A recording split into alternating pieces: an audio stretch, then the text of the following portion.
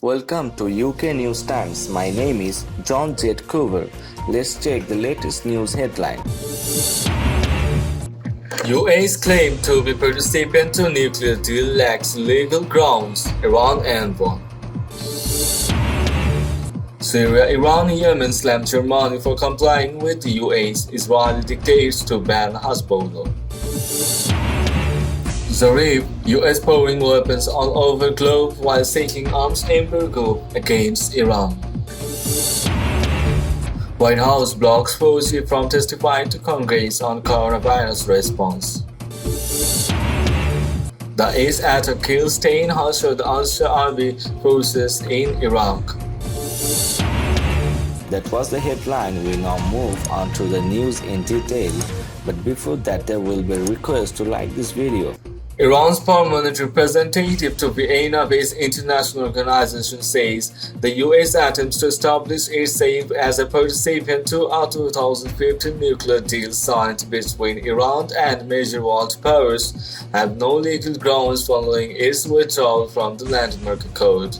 According to Press TV, in a chain-up tweets on Saturday, Kazem Gharibabadi date that paragraph 10 of UN Security Council Resolution 2231, which endorses the nuclear deal, officially known as the Joint Comprehensive Plan of Action, is a reflection of paragraph 1.2 and Annex 5 of the agreement, which enumerates JCPOA participants.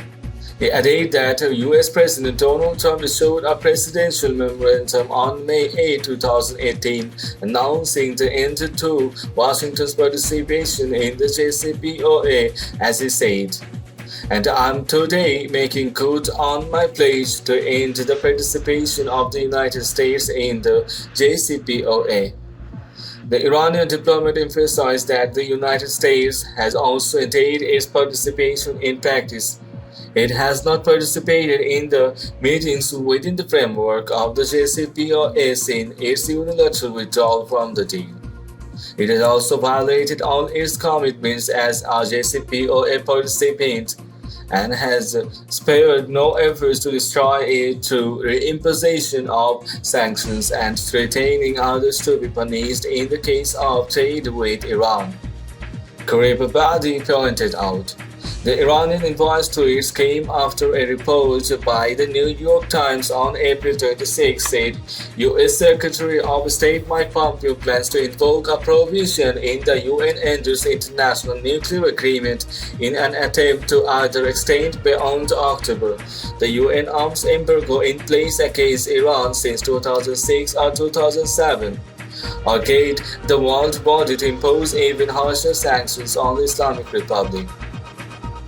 In defiance of global criticism, the U.S. unilaterally withdrew from the JCPOA, which President Trump called the worst deal ever in May 2018, and reimposed the anti-Iran sanctions. Pompeo said on Wednesday that Washington was considering every possibility to renew the ban on selling conventional arms to Iran. He added that the U.S. administration is urging the three European signatories to the JCPOA, Britain, France, and Germany, to take action which is within their capacity today. However, Russia and China, both parties to the JCPOA, are unlikely to allow that with their veto power. Syria, Iran, and Yemen have slammed the German government's decision to designate Hezbollah a terrorist organization, saying Berlin has complied with the dictates of Washington and Tel Aviv to ban the resistance movement. The Syrian Arab Republic condemns Berlin's blacklisting of Hezbollah with utmost value. A Syrian foreign ministry sources told state news agency Sana on Thursday.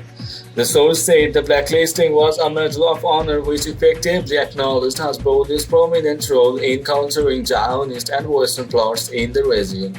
The source said the move clearly demonstrated Germany's submission towards Zionism and the country's continued lack of sovereignty and independence ever since the end of World War II.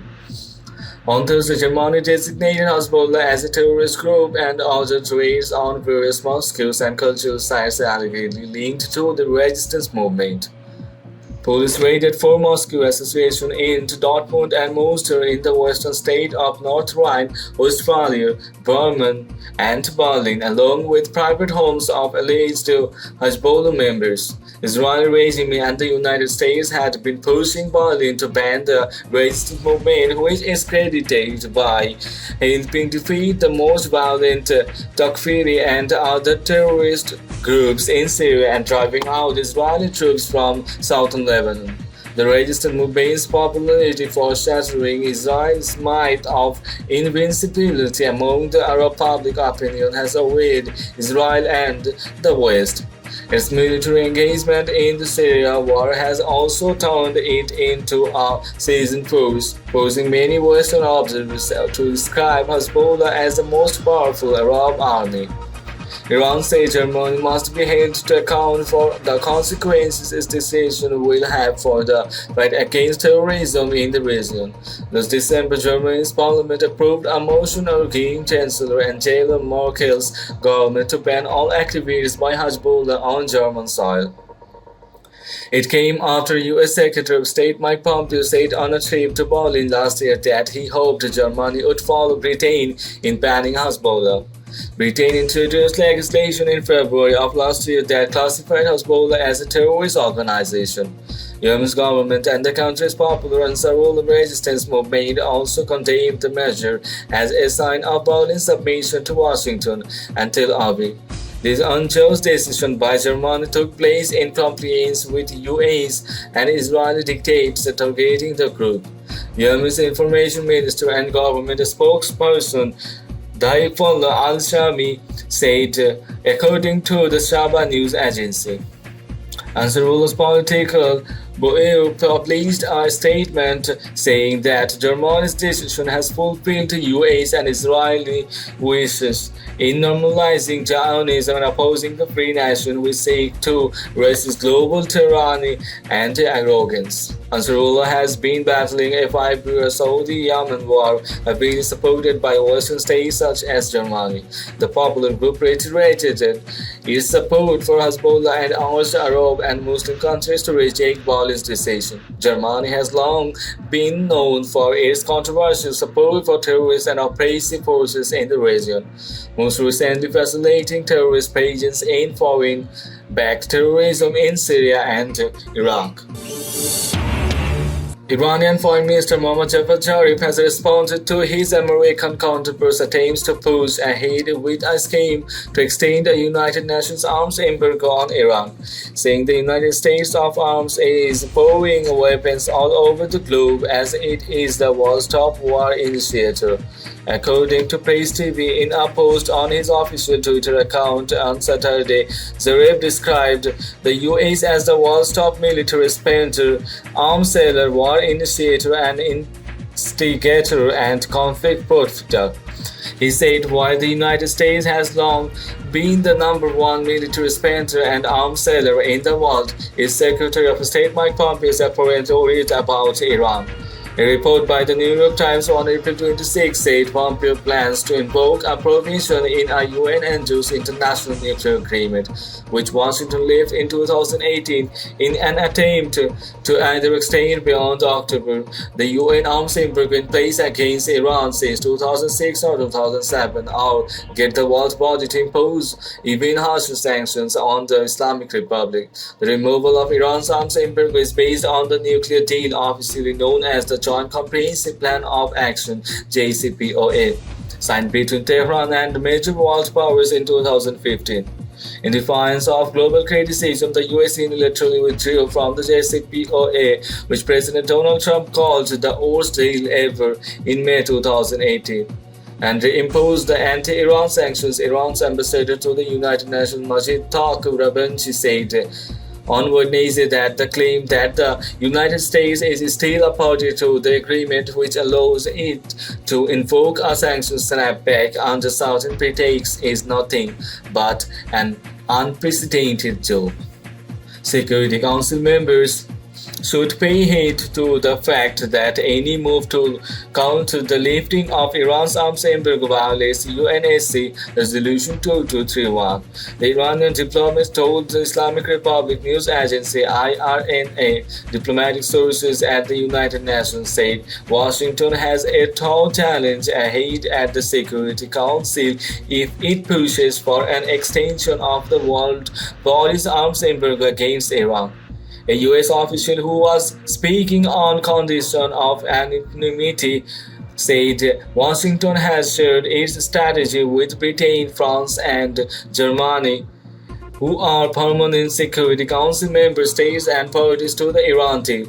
The diplomat said the scheme has not been shared with the remaining 11 Council members, including veto holders Russia and China, the two other signatories to the JCPOA that are deemed certain to oppose the arms embargo on Iran.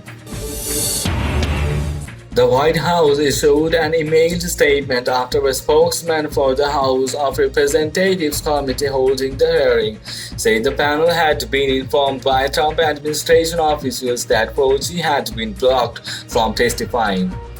While the Trump administration continues its whole-of-government response to COVID-19, including safely opening up America again and expediting vaccine development, it is counterproductive to have the very individuals involved in those efforts appearing at congressional hearings. White House spokesman Joe Daly said in a statement, "We are committed to working with Congress to offer testimony at the appropriate time."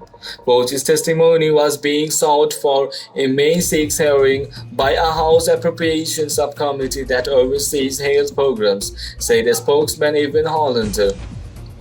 The Washington Post first reported that Fauci would not testify. Fauci, director of the National Institute of Allergy and Infectious Disease, has been one of the leading medical experts helping to guide the U.S. response to the highly contagious virus that has swept across the United States. Trump has repeatedly clashed with the Democratic-controlled House over its moves to investigate his actions or those of his administration.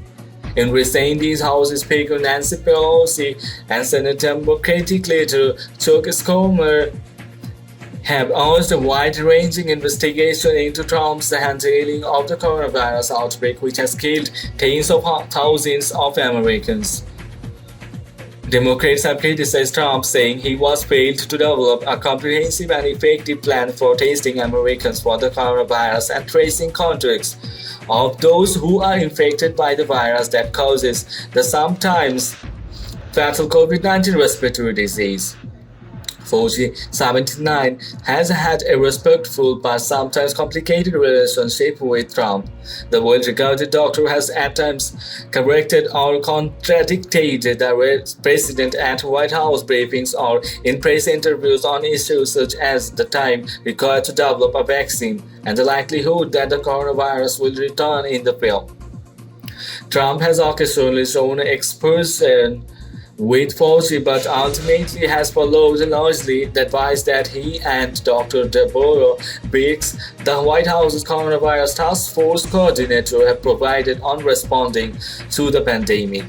Last month, the White House said Trump was not firing Fauci despite his retweet of a supporters has fired Fauci message.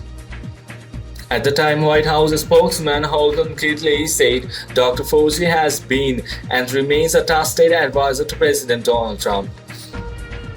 Aides to Fauci were not immediately available to comment on the House committee's desire to have him testify. At least 10 Iraqi fighters from the Popular Mobilization Units PMU, also known as Hashad al-Sha'abi, have been killed in an attack by the Daesh Takfir terrorist group in Iraq's Salahuddin province. The coordinated assault, which took place in the cities of Makisfa and Balad, led to clashes between PMU forces and the Daesh terrorists on several fronts, the paramilitary group said on Saturday. The PMU further said its fighters have now taken control of the situation. adding the Iraqi government has also sent a reinforcement to supplement a force and prepare for a possible retaliatory attack. Iraq's Prime Minister designate Mustafa al-Kadhimi has paid tribute to families of those who were killed, according to a statement circulated by Iraqi media. With great sadness, we received news of the martyrdom of a group of heroes from among the Rashad al-Sha'abi who died defending their homeland in the face of ISIL Daesh attacks in the Makisfa and Balad areas north of Baghdad. The statement said, the PMU was formed by Popular Volunteer Forces in 2014 after a Daesh terror group launched a campaign of bloodshed and destruction against Iraq. The group played a major role pushing back and ultimately defeating the terrorist forces which had taken control of large swaths of the Arab country. Meanwhile, the US and the Israeli regime have repeatedly attacked the position of the PMU and its affiliated groups and killed dozens of their members. The PMU has long rejected Washington's military presence in the country as an obstacle impeding long-lasting security and stability in Iraq. Iraqi resistance groups have vowed to take up arms against the US forces if Washington fails to comply with a parliamentary order calling for the expulsion of US troops following the assassination. The US-led military coalition has recently started evacuating its troops from a number of bases in Iraq, handing the bases over the Iraqi military. The United States has also transferred its military equipment from Iraq to an area near the Syrian city of Al-Hasaka.